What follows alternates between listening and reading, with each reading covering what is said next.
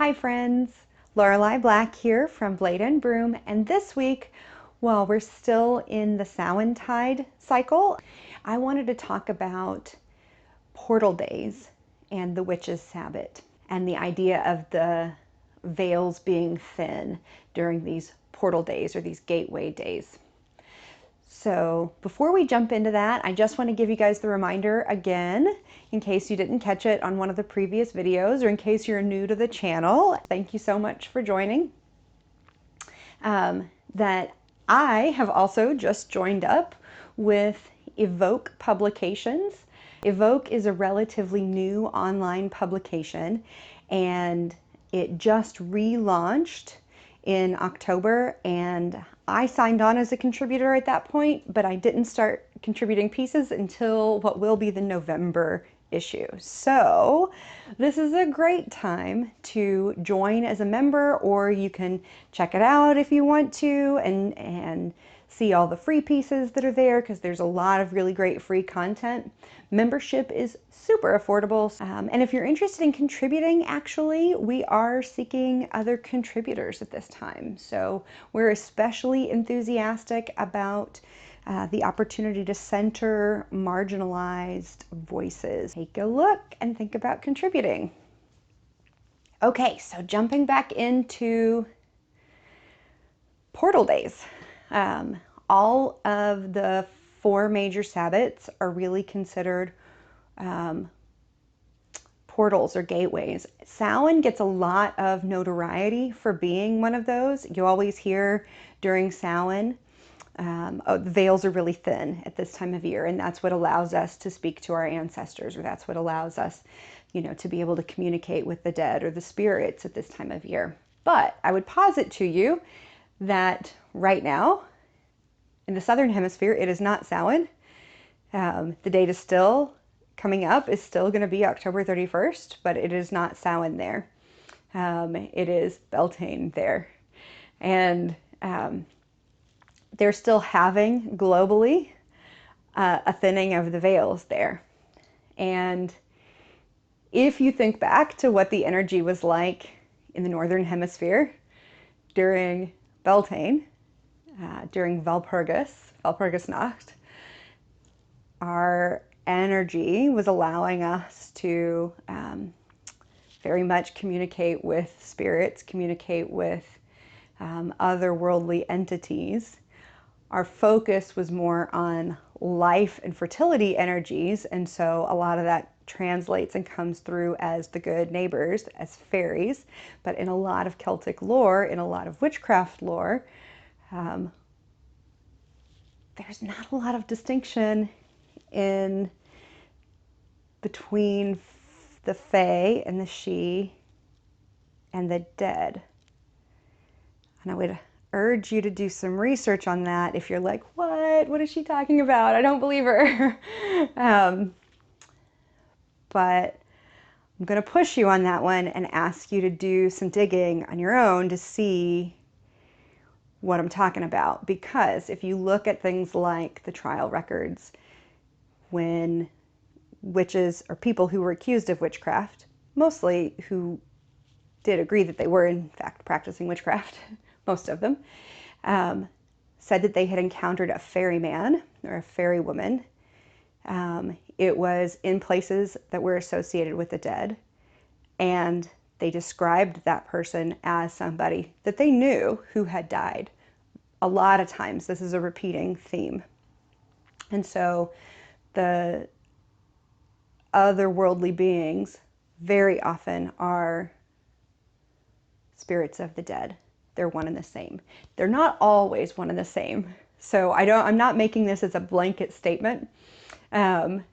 Sometimes they are nature spirits. They're spirits of place.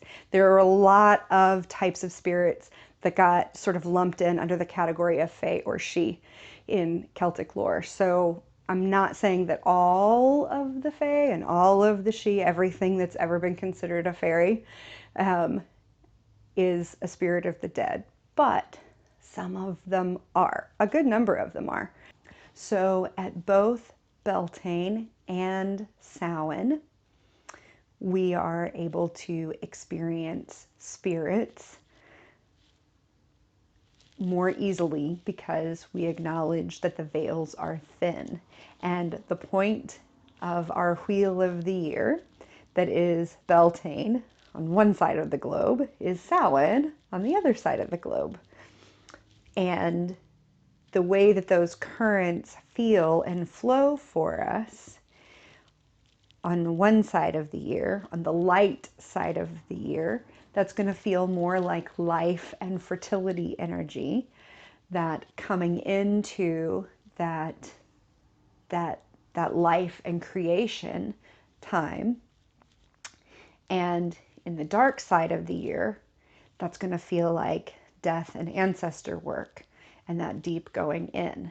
But if you think about it, the symbolism that we use, the old folkloric symbolism especially, if you really dig into those holidays, has death symbolism within that life symbolism. If you look into the Walpurgisnacht stories, there is a lot of memento mori, a lot of remember that you shall die kinds of symbolism within all of that life celebration.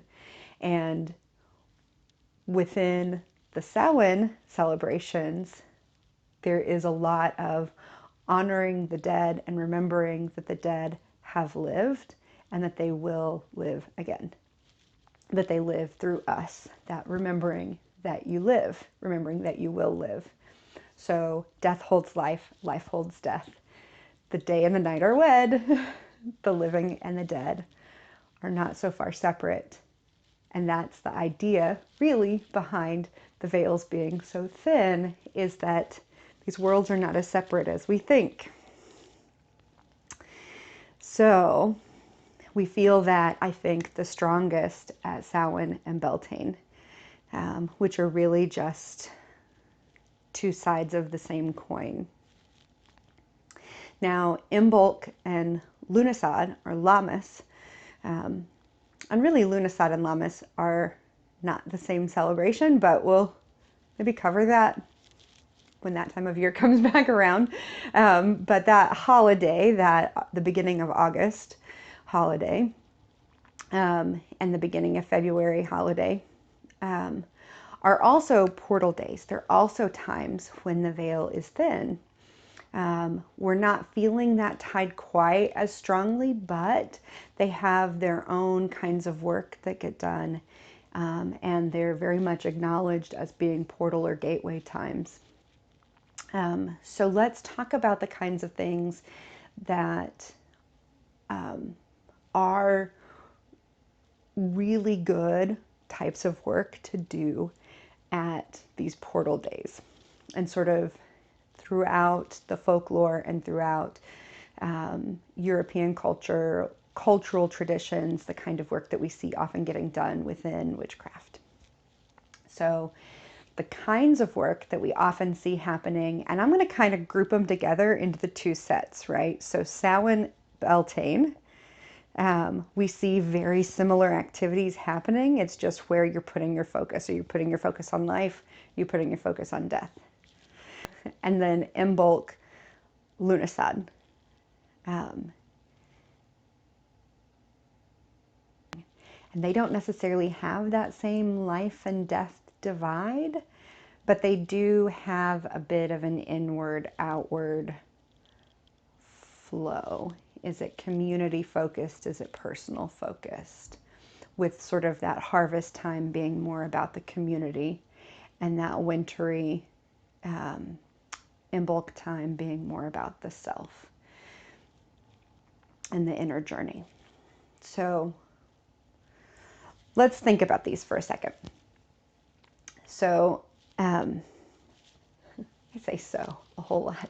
At the two really big ones, Samhain and Beltane, we see a whole lot of witch flight happening. That's that hedge crossing, that's that astral journey, if you're more comfortable with that term. It's that soul flight, it's that journeying to the Sabbat. that going to the Brocken, it's that joining in astral travel with other witches to celebrate the holiday, to celebrate and to engage, not just to celebrate, but to engage in the deep soul work. And it is also to engage with the witch father, the witch mother, these great initiators within the craft, but not necessarily for the purpose of initiation. It really is more about feasting and about reveling and about engaging a lot of times. This is also often a really great time for oracular work, which is one of the reasons why you see so many love divinations, romance divinations, both at Beltane and at Samhain, being part of the popular folklore. You see them cataloged in places where they're documenting the folklore of a particular area. You know, oh, it's said that on Halloween or on May Eve, you know, whichever one we're talking about at the time, to light a candle and sit in front of a mirror, and you'll see the face of your intended, or there are hundreds of them, but also getting messages from beyond the veil, and whether that beyond the veil is of a spirit of the dead, of another type of spirit like fairy, like we were talking about, or of something that you might categorize as a daemon or a demon. I'm going to talk about what is meant by that term, and it comes from the Greek, and it means just spirit, but a lot of people are really freaked out by that term. We'll talk about why you shouldn't be, or whether we're talking about engaging with a larger spirit, one that has a lot more power and notoriety, like a god or a goddess from one of the different cultural traditions. At some point on the channel, we'll talk about possessory work. It is definitely something that, in my experience, that witches engage in. But it's not something that I recommend that you just jump into without doing preparatory work. You need to be able to do the steps leading up to it before you get to that place. And so possessory work, or invocation, or being ridden, whatever terminology you use for that type of work, is another one of those practices within the craft that a lot of people get kind of nervous about or have some strong feelings about if they haven't seen it or haven't seen it in a safe and healthy context. If they've only heard about it through things like movies or secondhand accounts where somebody maybe had a bad experience or witnessed a bad experience. But it can be one of the more rewarding experiences within the craft, and it's definitely one of the closest ways that you'll ever experience a deity with whom you wish to work in an intimate way. And these times when the veils are thin, these portal days, this is a great time to be able to do that work, not just for yourself, but for your community. If you work in a more communal group situation, this is a great time to be able to do that work oracularly, so that you're bringing messages through to the group. And we'll get to that in the channel, where I kind of walk you through what that process is like, and how you might work on some steps to get yourself there. But this is definitely something that I recommend doing with a partner, and not just sort of jumping into solo, if you can. So oracles don't have to be possessory by nature, though. certainly the entire gamut of divination can be oracular. You can get messages, ask for messages from a particular spirit, from a particular deity, from a particular entity, through your pendulum, through your tarot cards, through a water bowl, you know, using any type of divination that you wish to use. And this is a great time of year. Samhain and Beltane both are great times of year.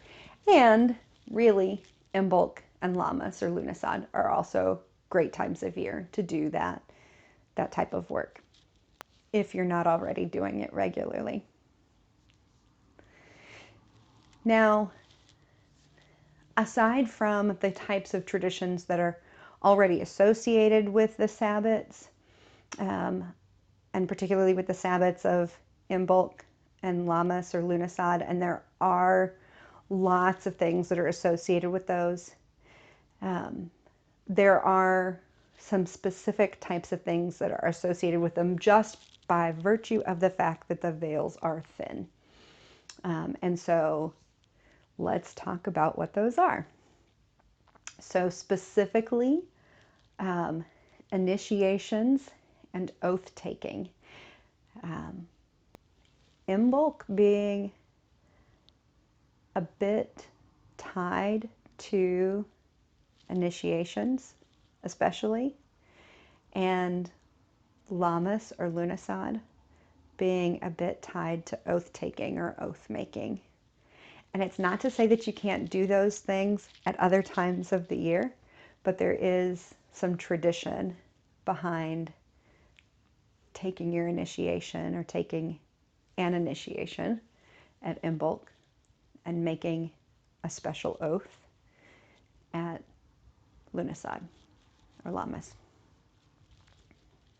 So really, that's just a few things that I have for you guys this time regarding how that thinness of the portal days of what is typically called the greater Sabbats, how that kind of works and how that plays out with some of the bigger activities that happen in witch life. So I hope that was interesting information for you and that you find it useful and applicable to your work. Drop me a line. You know I love to hear from you. And like, subscribe, share, do all the things. I will see you guys back here next Monday at noon with fresh new content. I hope you have a great Samhain, and I'll see you at the Sabbat. Bye, guys.